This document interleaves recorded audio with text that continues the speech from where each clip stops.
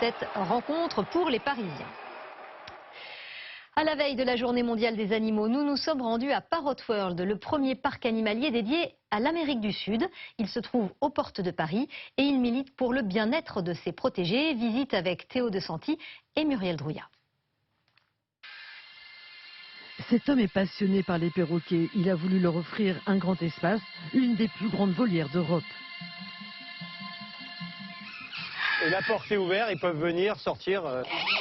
Des oiseaux qui viennent de refuges, comme cet Amazone qui est arrivé d'Allemagne il y a quelques semaines. Il n'avait jamais volé avant et maintenant, chez nous, il a une vie normale de perroquet.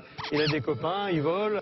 La volière XXL est implantée dans ce parc de 10 000 m² avec deux ambiances, l'Amazonie et la Patagonie, réunissant au total 450 animaux.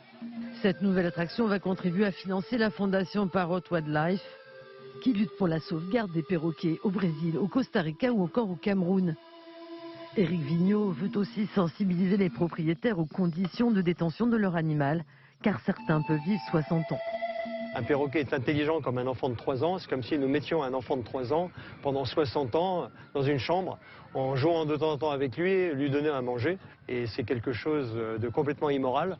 Ici, les perroquets volent et côtoient les coatis, les manchots et les alpagas. C'est une petite femelle qui a 2 jours. Un peu plus loin, le plus gros rongeur du monde, le capybara, il peut peser jusqu'à 50 kilos. Avec un peu de chance, on peut apercevoir cet énorme matou, le jaguar, qui contrairement au chat, adore l'eau. Bref, une balade en Amérique du Sud, à seulement 40 km de Paris, à vol d'oiseau. Avant de clore ce journal, je vous en rappelle la principale.